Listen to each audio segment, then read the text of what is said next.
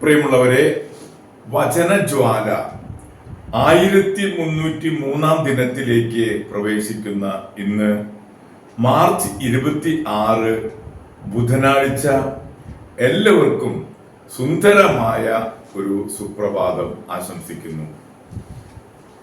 50 നോമ്പിന്റെ 24 ദിവസത്തിലേക്കും വിശുദ്ധ യൗസേപ്പ് പിതാവിന്റെ വണക്കമാസം 26 ദിവസത്തിലേക്കും പ്രവേശിക്കുന്ന ഇന്നത്തെ വചനവായനയിൽ സങ്കീർത്തനങ്ങൾ 73 സങ്കീർത്തനം 1 മുതൽ 15 വരെയുള്ള തിരുവാക്യങ്ങളാണ് നാം ശ്രവിക്കുക.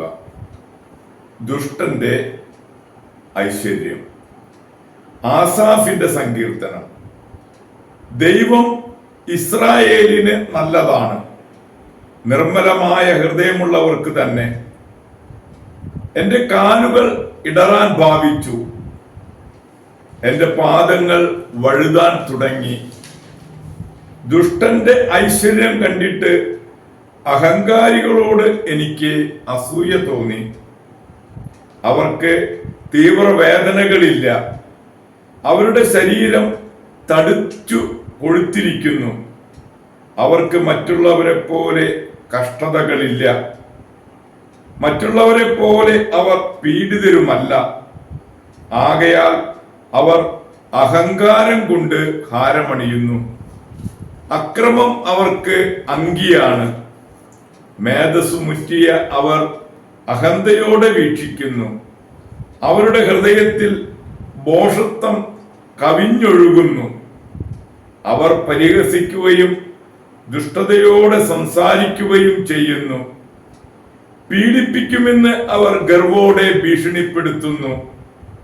അവരുടെ അധരങ്ങൾ ആകാശത്തിനെതിരെ തിരിയുന്നു.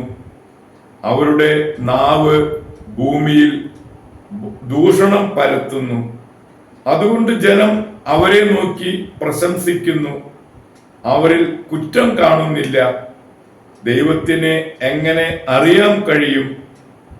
അത്യുന്നതന് അറിവുണ്ടോ എന്ന് അവർ ചോദിക്കുന്നു. ഇതാ, ഇവരാണ് ദുഷ്ടർ. അവർ സ്വസ്ഥത അനുഭവിക്കുന്നു, അവരുടെ സമ്പത്ത് വർദ്ധിക്കുന്നു. ഞാൻ എൻ്റെ ഹൃദയത്തെ നിർമ്മലമായി സൂക്ഷിച്ചതും എൻ്റെ കൈകളെ നിഷ്കളങ്കതയിലും കഴുകിയതും വ്യർത്ഥമായി. ഞാനിതാ ഇവിടെ ഇടവിടാതെ പീഡിപ്പിക്കപ്പെടുന്നു.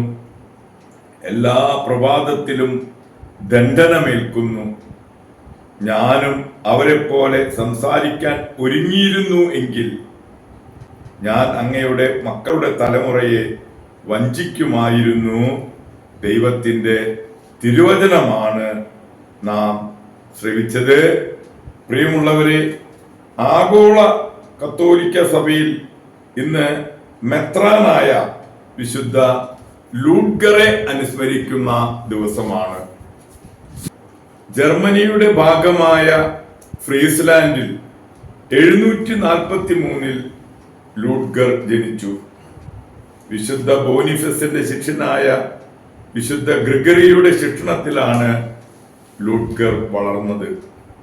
കുട്ടിയുടെ ആധ്യാത്മിക പുരോഗതി കണ്ട് വിശുദ്ധ ഗ്രിഗറി അവനെ ഡീക്കൻ പട്ടം നൽകി. 4.5 വർഷം ഇംഗ്ലണ്ടിൽ അൽക്കുയന്റെ കീഴിലും അധ്യയനം ചെയ്തു. ഭക്താഭ്യാസങ്ങളിലും വിശുദ്ധ ഗ്രന്ഥ പഠനത്തിലും സഭാപിതാക്കന്മാരുടെ കൃതികൾ പാരായണം ചെയ്യുന്നതിലുമായിരുന്നു യുവാവായ ലൂഡ്ഗറിന്റെ ശ്രദ്ധ. ലൂഡ്ഗർ പിന്നീട് ഇംഗ്ലണ്ടിലേക്ക് തിരിച്ചു വന്ന് പൗരോഹിത്യം സ്വീകരിച്ചു. വൈദികൻ എന്ന നിലയിൽ അനേകരെ മാനസാന്തരപ്പെടുത്താനും ചില ആശ്രമങ്ങൾ സ്ഥാപിക്കാനും അദ്ദേഹത്തിന് കഴിഞ്ഞു. അക്കാലത്ത് വിജാതീയരായ സാക്സന്മാർ ഫ്രീസ്ലാൻഡ് പിടിച്ചടക്കുകയും ഫാദർ ലൂഡ്ഗർ ഇറ്റലിയിൽ മോന്തക്കസീനോ ആശ്രമത്തിൽ 3.5 വർഷം താമസിക്കുകയും ചെയ്തു. 787 കാർലേമാൻ ചക്രവർത്തി സാക്സന്മാരെ തോൽപ്പിച്ചു. ഉടനെ ലൂഡ്ഗർ തിരിച്ചു വന്ന് തന്റെ മിഷനറി പ്രവർത്തനങ്ങൾ തുടർന്നു. 802 അദ്ദേഹം മൂൺസ്റ്ററിലെ മെത്രാനായ ശേഷവും ഉപവാസവും ജാഗരണവും കുറയാതെ അഭ്യസിച്ചുകൊണ്ടിരുന്നു. രഹസ്യമായി അദ്ദേഹം ധരിച്ചിരുന്ന രോമവസ്ത്രത്തെപ്പറ്റി മരണത്തിന് തൊട്ടു മുൻപ് മാത്രമേ പരിചിതർക്ക് പോലും അറിയാൻ കഴിഞ്ഞുള്ളൂ. വേദപുസ്തകം വ്യാഖ്യാനിക്കുന്നതിൽ അദ്ദേഹം ദത്തശ്രദ്ധനായിരുന്നു. ദരിദ്രരോട് സ്നേഹവും ധനികനോട് ദൃഢതയും അദ്ദേഹം പ്രകാശിപ്പിച്ചു വന്നു.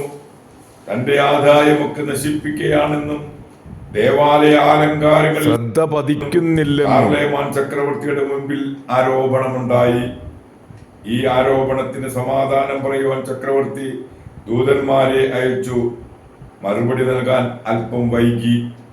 അതിന്റെ കാരണം ചോദിച്ചപ്പോൾ ബിഷപ്പ് ലുഡ്ഗർ മറുപടി പറഞ്ഞു, ചക്രവർത്തിയോട് എനിക്ക് ബഹുമാനമുണ്ട്, എന്നാൽ ദൈവം അങ്ങേക്കും ഉപരിയാണല്ലോ. ഞാൻ ദൈവത്തോട് സംസാരിച്ചുകൊണ്ടിരിക്കുകയായിരുന്നു. ദൈവത്തോടുള്ള കടപ്പാട് നിർവഹിച്ചു വേണമല്ലോ അങ്ങയുടെ കരങ്ങളിൽ ഏർപ്പെടാൻ. ഈ മറുപടി ചക്രവർത്തിയെ അത്യധികം പ്രസാദിപ്പിച്ചു.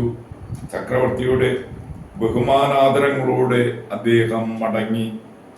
പ്രാർത്ഥനകളുടെയും തിരുക്കർമ്മങ്ങളുടെയും സമയത്ത് പ്രത്യേക ശ്രദ്ധ വേണമെന്ന് അദ്ദേഹത്തിന് നിർബന്ധമുണ്ടായിരുന്നു. പ്രാർത്ഥനാ സമയത്ത് മറ്റു കാര്യങ്ങളിൽ തലയിടുന്ന വൈദികരെ അദ്ദേഹം ശാസിക്കുമായിരുന്നു. ഓശാന ഞായറാഴ്ച പാതിരാത്രിക്കാണ് ബിഷപ്പ് മരിച്ചത്. അന്ന് രാവിലെ കൂടി അദ്ദേഹം പ്രസംഗിക്കുകയും 9 മണിക്ക് ദിവ്യബലി സമർപ്പിക്കുകയും ഉണ്ടായി. മരണസമയം അദ്ദേഹം മുൻകൂട്ടി അറിയിച്ചിരുന്നതാണ്. പ്രിയരെ, വിശുദ്ധ കുർബാന സ്ഥാപിച്ചിരിക്കുന്ന ദേവാലയങ്ങൾ എത്ര അച്ചടക്കത്തോടെ നാം സൂക്ഷിക്കേണ്ടതാണ്.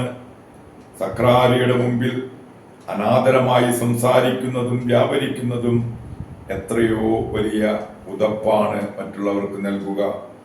പ്രിയരെ, മെത്രാനായ വിശുദ്ധ ലുഡ്ഗറിന്റെ മധ്യസ്ഥം യാചിച്ച് ഇന്നത്തെ ഈ നല്ല ദിവസത്തിലേക്ക് നമുക്ക് പ്രവേശിക്കാം. എല്ലാവർക്കും നല്ല ഒരു ബുധനാഴ്ച ദിവസം ആശംസിക്കുന്നു. ദൈവം നിങ്ങളെ ഓരോരുത്തരെയും സമൃദ്ധമായി അനുഗ്രഹിക്കട്ടെ.